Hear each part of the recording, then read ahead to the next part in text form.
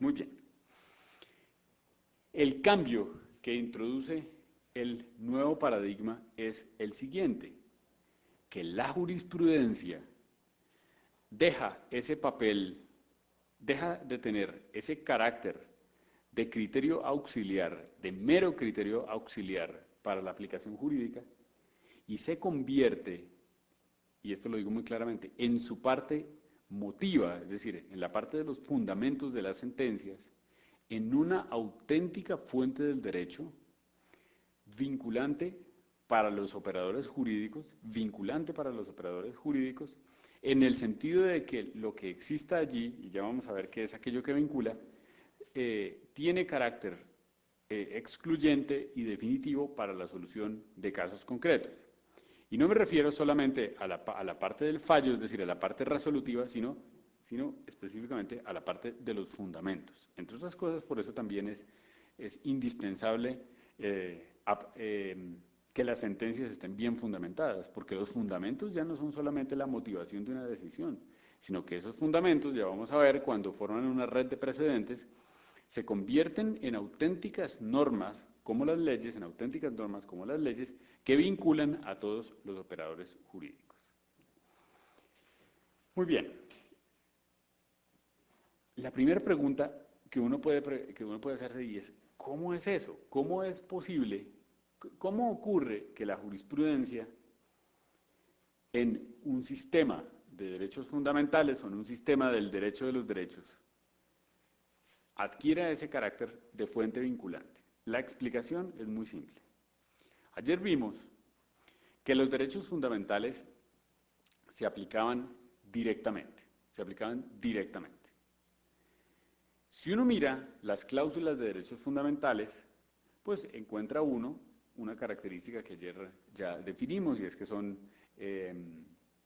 disposiciones que tienen un carácter abstracto, pero en segundo lugar son disposiciones indeterminadas. Este es un concepto de filosofía del lenguaje, indeterminadas, que están formuladas en términos lapidarios y que no deciden nada en específico para determinados casos concretos. Es decir, piensen ustedes una cláusula como la cláusula del derecho a la igualdad.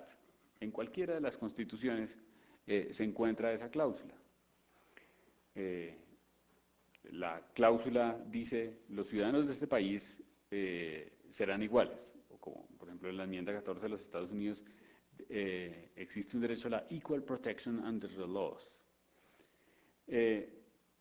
Esa cláusula de la igualdad es una cláusula indeterminada. ¿Por qué es una cláusula indeterminada? Porque obviamente la cláusula de la igualdad no puede significar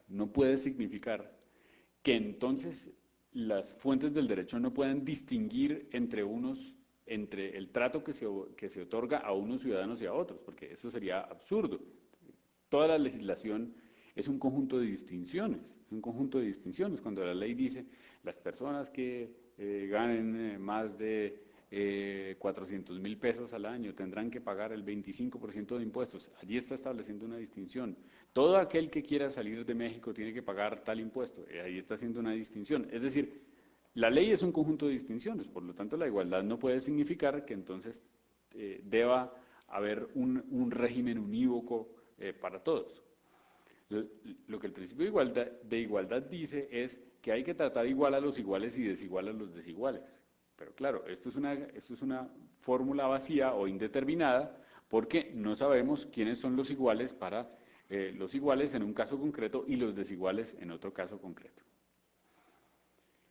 Si eso es así, es decir, o como quiera que esas cláusulas son indeterminadas, entonces es necesario que la jurisprudencia concrete, los españoles dicen concretice, es un poco bárbaro, es tratar a patadas al español, concrete, tenemos la palabra concrete, yo creo que en América Latina a veces hablamos mejor español que en España, concrete el significado de esas cláusulas indeterminadas frente a ciertos tipos de casos, Por ejemplo, déjenme poner simplemente dos casos. Un caso, el caso de la igualdad. Les pongo un caso colombiano. En Colombia hay una ciudad muy bonita que yo les recomendaría visitar alguna vez en su vida, que se llama Cartagena de Indias. Es una ciudad preciosa, preciosa.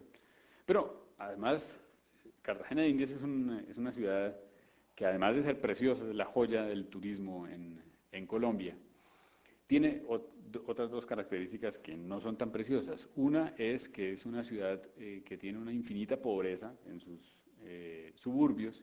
Y en tercer lugar, es una ciudad profundamente clasista, es decir, una ciudad que tiene 4 familias muy ricas y el resto de la ciudad muy pobre.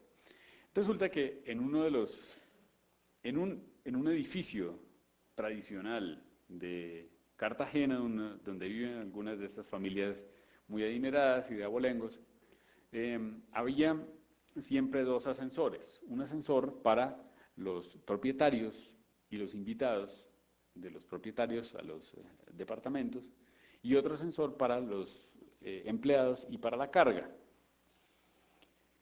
Y entonces había una señora que trabajaba en el piso 23 de ese edificio como empleada del servicio doméstico, es decir, ayudaba con los quehaceres de la casa, que todos los días subía por el ascensor de servicio.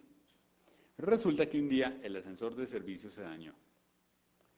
Y esta señora, esta empleada de servicio doméstico, intentó subir una vez por el ascensor de los propietarios. Inmediatamente, el administrador del edificio le dijo que eso no era posible, que las regulaciones del edificio impedían a los empleados subir por el ascensor de los propietarios.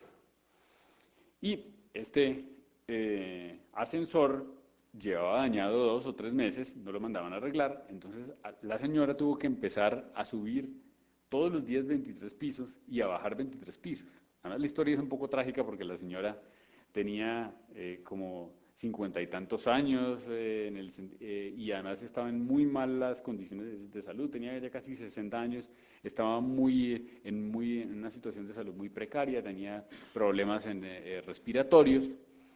Y se enfermó. Alguien le dijo a esta señora que argumentara que le estaban violando su derecho a la igualdad.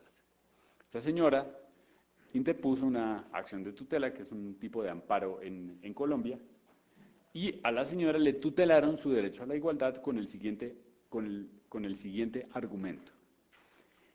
La discriminación en razón del estatus social o del estrato social está prohibida por el derecho a la igualdad. La discriminación en razón del estatus social está prohibida por el derecho a la igualdad. Muy bien. La Constitución colombiana no dice nada en relación con el estatus social, Pero la Corte Constitucional colombiana, en interpretación de ese artículo, estableció esta norma adscrita al derecho a la igualdad, es un término técnico, norma adscrita al derecho a la igualdad, según el cual todas las discriminaciones en razón del estatus social o del estrato social están prohibidas.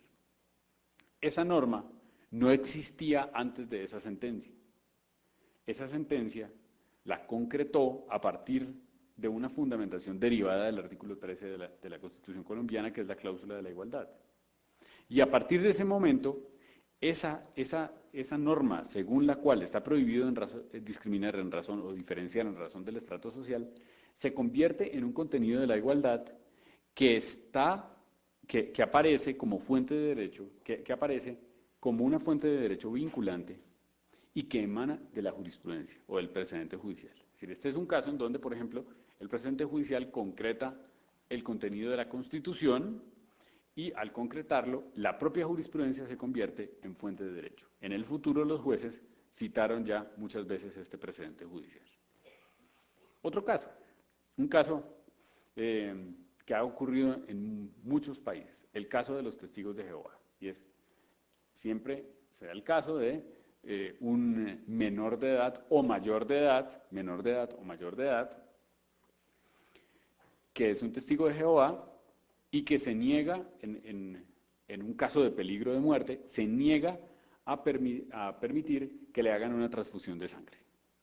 Las constituciones garantizan siempre la libertad religiosa, por una parte, o la libertad de cultos, o la libertad de conciencia. Pero las constituciones no tienen ninguna regulación frente al punto de si los testigos de Jehová pueden o no legítimamente rechazar las transfusiones de sangre. Entre otras cosas, el asunto es complicado porque aquí la libertad de cultos colisiona con otro derecho fundamental, que es el derecho fundamental a la vida o a la salud, y los tribunales tienen que hacer siempre una ponderación entre esos dos derechos.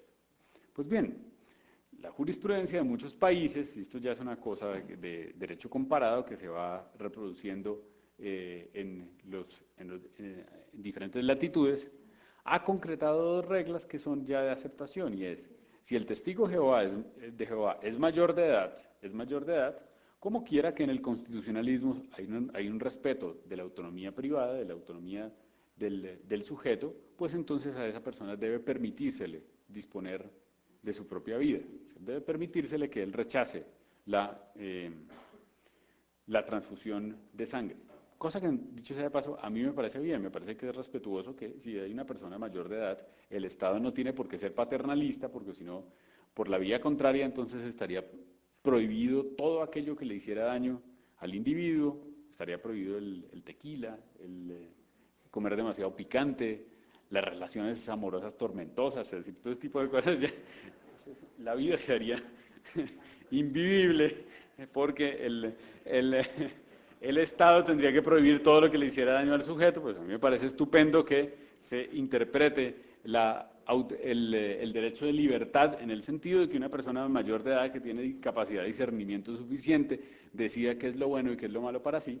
Pero también la jurisprudencia ha dicho que cuando se trata de un menor de edad, dado que esa persona todavía no tiene una suficiente capacidad de discernimiento, entonces en ese caso el Estado sí tiene que ser proteccionista y está ordenado hacerle las transfusiones de sangre a los menores de edad. Esta es una jurisprudencia comparada que ya hay en varios países de Europa y de América Latina se ha aceptado. Las constituciones no dicen nada en la cláusula de libertad de culto o en la cláusula del derecho general de libertad o en la cláusula que se refiere al derecho a la vida y a la salud acerca de ese caso concreto. Pero como esas normas tienen que aplicarse directamente, es la jurisprudencia que, con una fundamentación basada muchas veces en ponderaciones, concreta esas normas adscritas, vuelvo a la palabra concreta, normas adscritas, y esas normas adscritas son aquellas que tienen ese carácter de precedente que resulta obligatorio para los casos futuros. Resulta obligatorio para los casos futuros. Es decir, si ustedes me permiten redondear la idea, dado que las disposiciones de los derechos fundamentales son indeterminadas y que son de aplicación inmediata o de aplicación directa, entonces la jurisprudencia tiene que concretar el contenido de esas cláusulas, para que se puedan aplicar a los casos concretos, y esas concreciones que hace la jurisprudencia tienen fuerza de precedente, tienen fuerza vinculante de precedente para todos los operadores jurídicos.